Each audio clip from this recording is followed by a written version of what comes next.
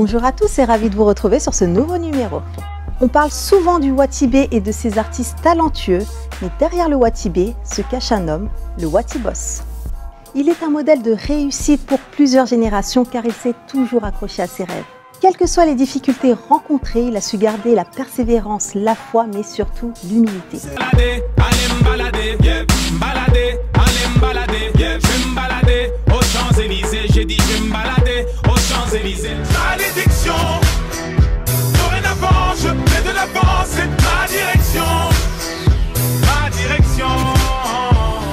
Notre invité est un entrepreneur qui a fondé et qui dirige le plus gros label indépendant, mais il est aussi créateur d'une marque de textile du même nom. Il se lance dans la production de films. Aujourd'hui, vous saurez tout sur l'homme de l'ombre, Dawala.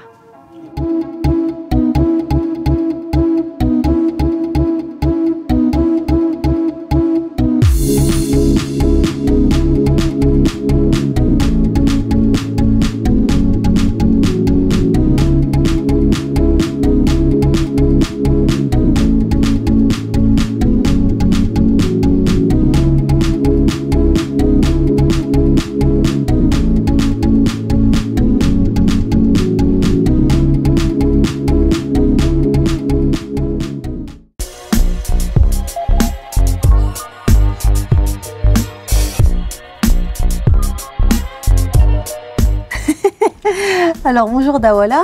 Bonjour. Merci d'avoir accepté notre invitation. C'est normal. Alors Dawala, tu as 40 ans, tu es d'origine malienne, donc tu es entrepreneur et fondateur du Watibé. Le Watibé, c'est un concept assez original qui regroupe de la production et de l'édition musicale, la création d'une marque de sportwear, du sponsoring de sportifs, la production cinématographie, des actions associatives, un vrai business car vous êtes quand même des leaders en Europe, il faut le dire. Alors Dawala, j'aimerais qu'on revienne un petit peu sur tes débuts.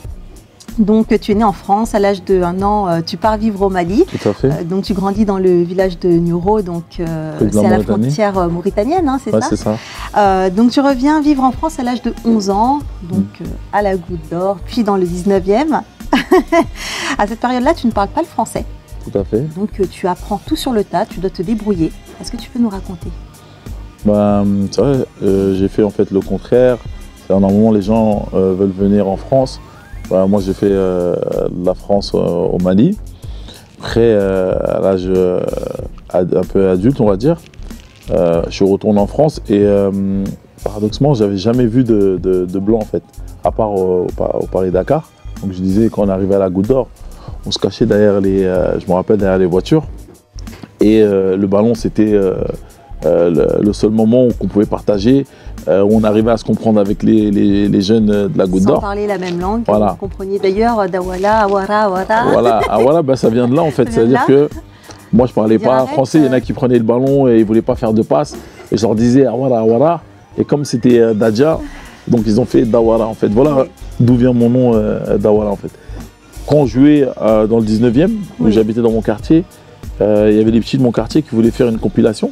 En ce temps-là, c'était des cassettes. Donc, avec Pur Sang Ghetto. Pur Sang Ghetto, PSG. Donc il y avait toujours le football et la musique. Le football et la musique étaient toujours reliés. Voilà. Donc, on sent que c'est quand même deux choses qui te tiennent vraiment à cœur. C'est des valeurs. Les valeurs du football. Aujourd'hui, ça aide à faire grandir, ça aide à avoir des valeurs, le ballon rond, je veux dire. Et je me suis beaucoup servi du football pour monter mon entreprise en vérité, qui est le Watibé. Et j'ai eu aussi la chance d'avoir récupéré des artistes avec autant de talent. Le premier artiste que j'ai récupéré, c'était intouchable, c'était Dry. Oui, avec Dry, du Moine. Donc à la suite, j'ai récupéré Section d'Assaut. Oui. Et on a tourné, parce qu'ils n'étaient pas trop connus en ce moment-là. C'était Dry qui faisait, et eux faisaient la première partie. Oui. Et à un moment, on n'avait pas un bus, donc on était obligé d'un peu sélectionner, d'aller avec Dry, le DJ. Je prenais souvent Gims. S'il était tout le temps à côté de moi, tu vois. Et on tournait. Et je leur disais, attention, il va devenir très très fort ce petit-là. Donc tu le sentais depuis le début? Ouais, Section d'Assaut, il y a trop de qualité, il y avait trop de qualité. Ils avaient, comme je dis tout le temps, moi, c'est une machine, c'est un 4x4 tout-terrain. Oui. D'ailleurs, tu es aussi créateur d'une marque de textile qui porte le même nom que ton label. Donc tout à fait, Watibé. En fait, ce nom-là, il vient de... Quand j'ai débuté, je voyais beaucoup des labels ouvrir et fermer. Et je me suis dit, moi, le jour où j'ouvre mon label, bah, il faut qu'il soit toujours ouvert. Et en 2002, quand je pars à Bamako, je vois sur une cabine Wakhatibé. Et À tout moment. à tout le temps, non-stop, 24 heures sur 24. J'ai dit, mais c'est ça qu'il me faut. Après, j'ai dit, mais ça va être compliqué. Si je dis Wakhatibé, je ramène ça ici. Auto, les gens ils vont s'arracher. Ils vont parler en tous les langues. J'ai dit, bon, on va travailler un peu. Tu sais, comme nous, on vient un peu du ghetto, tu vois. J'ai dit, on va travailler un peu, parce qu'on aime bien donner des surnoms aux gens. J'ai dit, bon, on va changer, on va mettre un peu d'anglais, un peu de verlan. Et j'ai fait Watibi. Oui. En fait, c'est moi-même qui ai inventé, tu vois. Ça fait Watibi, les Anglais vont dire Watibi, Oui. les Français vont dire Watibé, et qui veut dire tout le temps, en fait. Oui. En Bambara. Voilà. Oui, en Bambara, oui. Après, il y a le logo que vous voyez là. Oui. Parce qu'avant, quand je jouais au football, c'était Adidas qui était au sommet. Quand il y avait Bernard Tapie, je te parle, je ne sais pas si tu connais bien. Si tu connais bien le ballon rond, Chris Weddle, JPP, tu vois, ça c'est les anciens, je pense. Les anciens qui connaissent ça. Ouais. Et je me suis dit, bah, j'aurais un rêve le jour où je voudrais faire une marque, bah, j'aimerais bien que ça dépasse Adidas. Donc j'ai pris les 3 bandes d'Adidas et j'ai doublé ça, j'en ai mis 6. J'ai mis 3 en haut, 3 en bas et j'ai mis sur Watibé. Voilà le logo, comment il s'est fait, quoi. Tout ce qui est autour du Watibé, il y a vraiment un concept autour. Et tout ce qu'on fait. Il y a des produits dérivés d'ailleurs. Ouais, il y a des produits dérivés. Ça a été jusqu'aux bouteilles. Ouais, il y a les Watibules. Watibules parce qu'on a un public, nous aujourd'hui on a la chance d'avoir un public qui est jeune. Et comme nous, comme je te dis, on essaie de rassembler les gens. Donc aujourd'hui on va faire de la musique, on va faire un peu attention à ce qu'on dit pour que la jeunesse qui nous écoute a des messages positifs. Tu vois. Bon, des fois c'est pas tout le temps, mais on essaie quand même de faire, tu vois. C'est important. C'est important, c'est pour ça qu'aujourd'hui... Vous êtes des modèles pour les jeunes aujourd'hui, donc c'est vrai qu'il faut véhiculer aussi une image positive et puis leur donner la force. Ouais, c'est important. D'ailleurs, comment fais-tu pour gérer l'ego de chacun de tes artistes? Parce que tu as quand même une panel d'artistes, donc forcément les artistes, chacun a son ego. Comment tu fais pour gérer ça? Bah, j'ai la chance d'avoir travaillé avec des personnes qui sont, jusqu'aujourd'hui, qui ont été intelligents et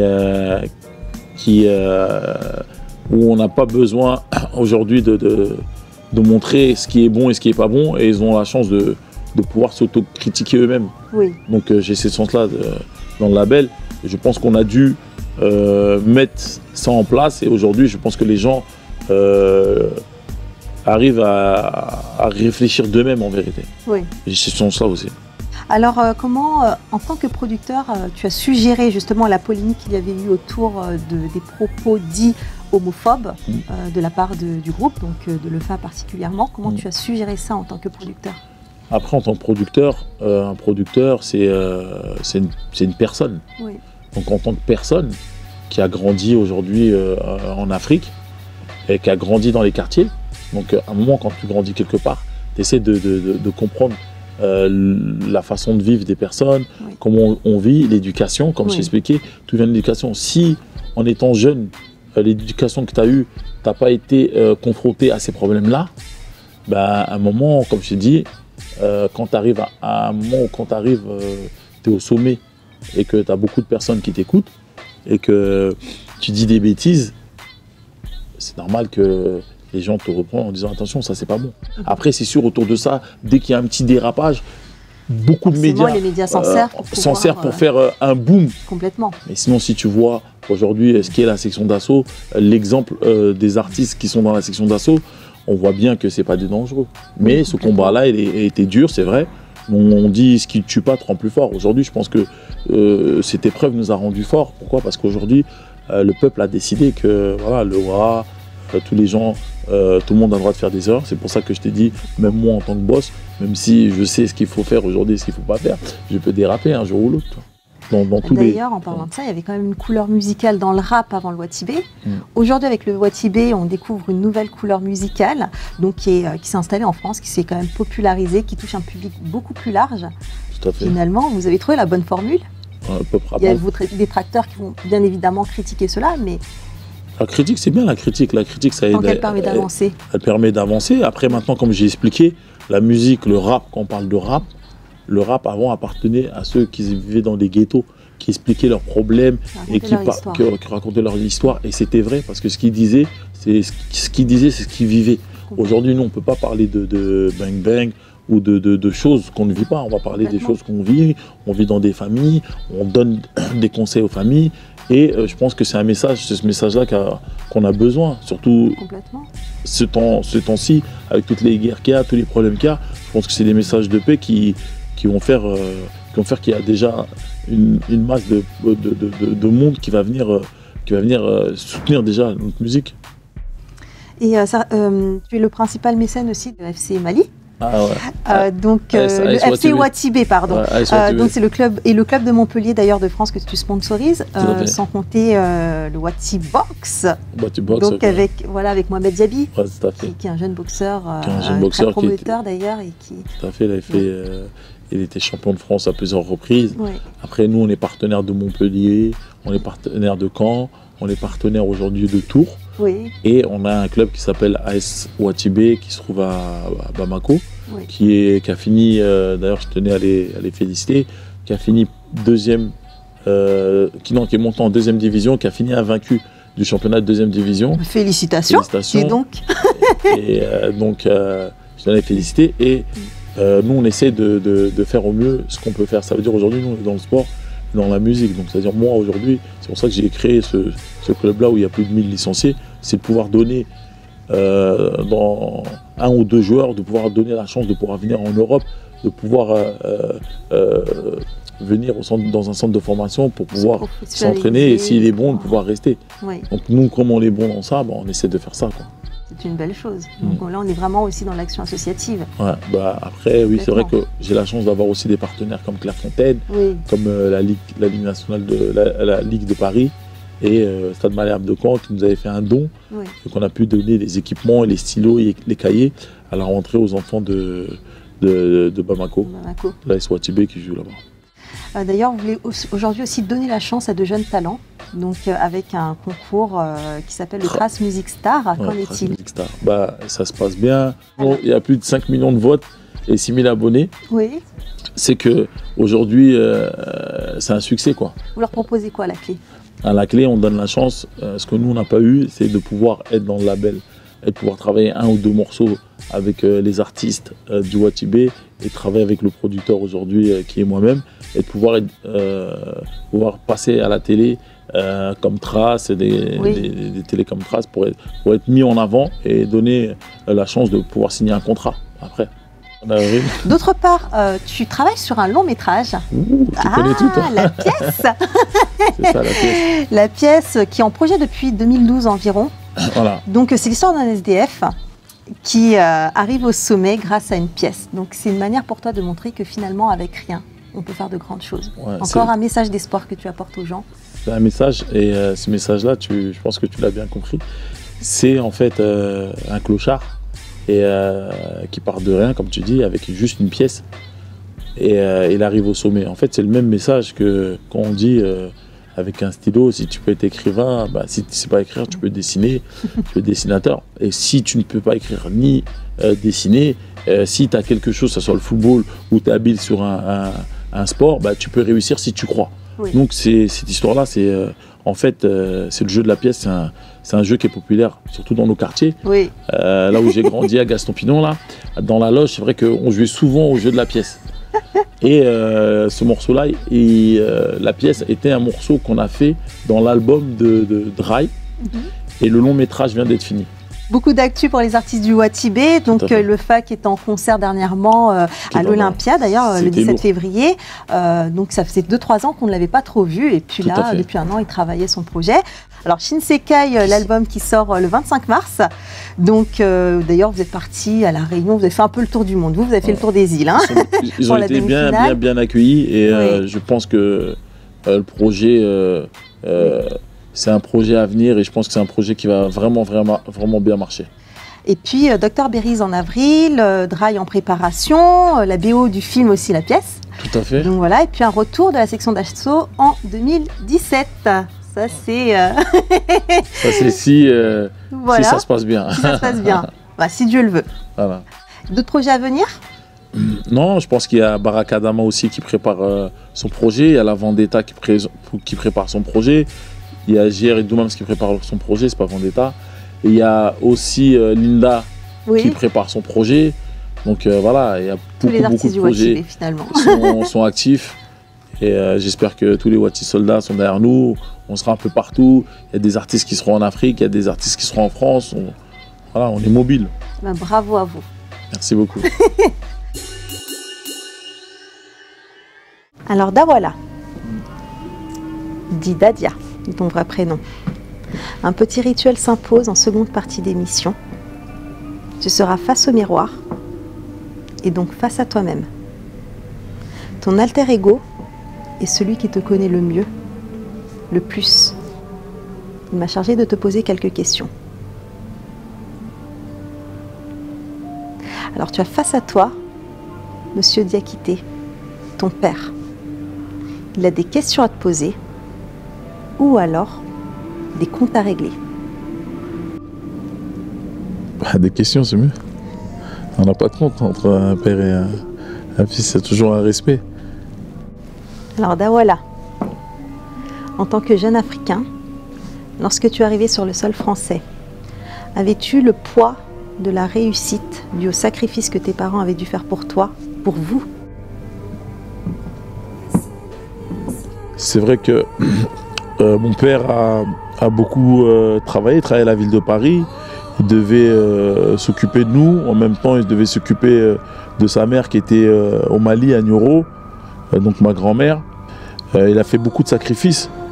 Et je pense que quand j'ai commencé à travailler, comme je disais, ma première paye, j'ai donné à mon père, tout naturellement, parce que je sais que tous les sacrifices qu'il a pu faire, même si je sais qu'en étant petit, on n'a pas pu tout avoir. Aujourd'hui, en étant moi-même adulte, j'ai connu la difficulté et je sais aujourd'hui que mon père m'a mis des bonnes valeurs. Et pourquoi? Parce que même en étant aujourd'hui où je suis, je sais qu'à tout moment, je peux retomber. Tu vois. Comme il disait mon père, chaque étage que tu montes, n'oublie pas de dire bonjour aux personnes parce que ces mêmes personnes, tu vas les revoir, tu vas les croiser dans ton chemin quand tu vas redescendre. Parce qu'on est des êtres humains, on n'est pas immortel, on va partir tôt un jour ou l'autre. Donc c'est-à-dire qu'aujourd'hui, la réussite, elle n'est pas éternelle. Tu vois, personne ne sait quand on va tomber. Donc ces valeurs-là, ces Douaou aussi qui nous ont mis, je pense que ça a ouvert beaucoup de chemins. Dawala, ton village, Nioro du Sahel, signifie ville de lumière. Les mosquées d'El Hadj Omar abritaient beaucoup d'imams, donc beaucoup d'ailleurs qui étaient de la famille Diakité. Est-ce que c'était des personnes, ces hommes de foi étaient des hommes de ta famille? Oui, c'était mes parents, parce que nous on est des Kaba en fait, les Kaba Diakité, donc il y en a un peu partout au Mali, un peu en Mauritanie, et en Guinée, qui s'appelle d'ailleurs là-bas, il ne s'appelle pas Diakité Kaba, qui s'appelle Kaba, donc à la base c'est des Peuls. On est venu à Nioro, 3 générations, donc on est venu des Soninké, mais c'est vrai que les mosquées, même ici, paix à son âme, il y avait à la maison El Hadj Moussa, qui est décédé, qui avait sa mosquée aussi à Barbès. Donc c'est vrai que la plupart de nos parents, surtout à Nioro, c'est à eux que ça appartient les mosquées. Alors au Mali, il est coutume de donner sa première paye à ses parents. Quelle a été leur réaction? La réaction, c'est la réaction d'un père, aujourd'hui qui a beaucoup travaillé et qui a réussi à élever des enfants. Et ces enfants aujourd'hui ont la force de pouvoir l'épauler. Donc chez nous, c'est un honneur, tu vois. Et après, une fois que tu comprends cette coutume, tu sais que même pour toi, c'est que tu deviens un homme, tu vois. C'est quand tu commences à travailler et que tu commences à aider tes parents, c'est que tu deviens un homme. C'est là où, pour moi, t'es mûr et là où on peut te dire, voilà, t'es un homme. T'es un homme, tu l'as fait, tu aides tes parents, ils ont souffert pour que tu sois là, ils t'ont nourri, ils t'ont logé, ils t'ont ramené en France. Donc pour moi, c'est naturel et c'est une fierté.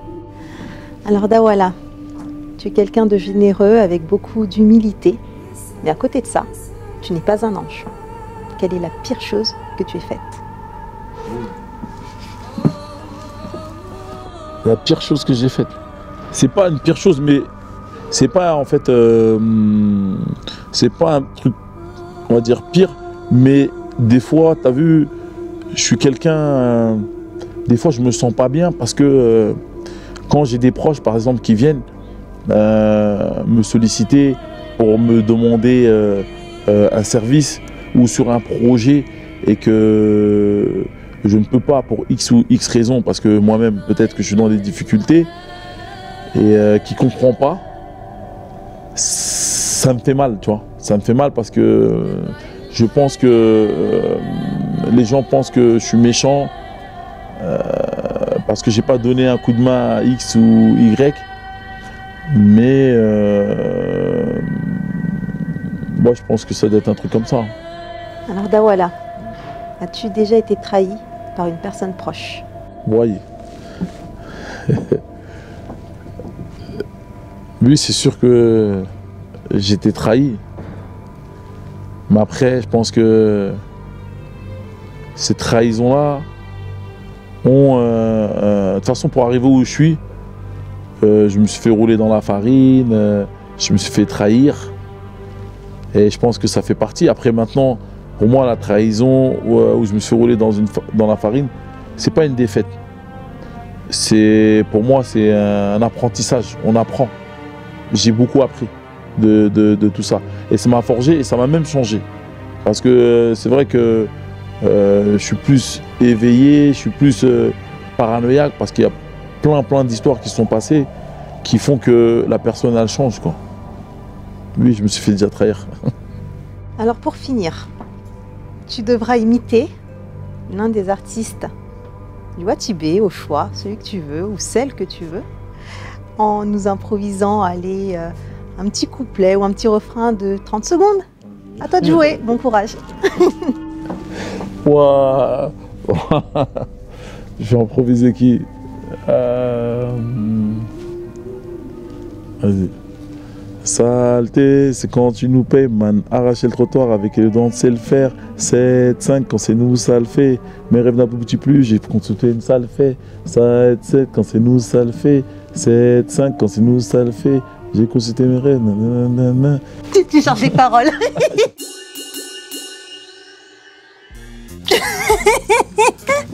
Dawala. Ouais, L'émission touche maintenant à sa fin. tout à fait. Mais avant ça, sache que l'invité de l'émission précédente a décidé de te poser une question. Elle me connaissait, regarde. Ou alors, de t'imposer un gage. C'est quoi le gage? Je ne sais pas. Pose-moi la question. Tu me dis de faire des pompes, là on est mort. Ta mission sera d'y répondre ou de l'accomplir. Regarde, ça se passe par ici. Prochain invité. Même ce gage va être plus facile que celui que moi j'ai eu à faire. Bref, tu dois chanter Validé de Booba avec la voix de Céline Dion. Bon courage.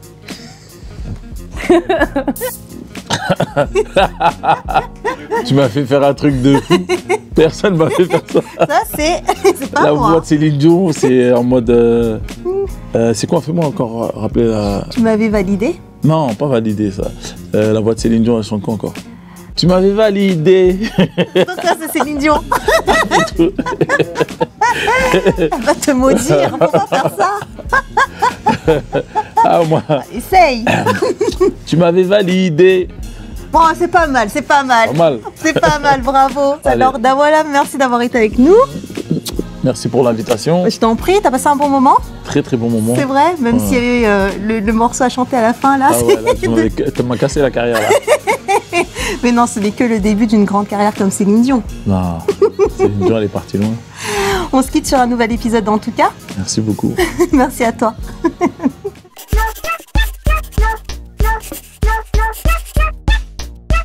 Montre. Montre quoi? T'as copain. Qu'est-ce que ça peut bien te faire? Ça, c'est copain, ça. Tu es voli, hein? C'est l'évolution de la femme. L'indépendance totale. Toi, copain, tu vas le manger. Tu es ventriloque. Tu connais le ventriloque? Il mange les gens. Ne rigole pas. Jaja. Oui. Ah, il est mignon. Non, mais non. Il est pas mignon? Comment il s'appelle? Il s'appelle Bonzo Macaque. Regarde sa tête. Il ressemble à Clochard. Ça, c'est quoi encore ça? Il cherche la papier. jalousie, hein. Il cherche papier. Lui, il cherche papier. Lui. Oui. Après, quand vous allez vous défoncer, Et toi, là, est-ce que tu as réussi à trouver? Retrouvez toute l'actualité de la team Wati-B sur le site internet www.wati-b.com. L'émission continue sur nos réseaux sociaux. Un grand merci à vous de nous avoir suivis et rendez-vous la semaine prochaine avec un nouvel invité.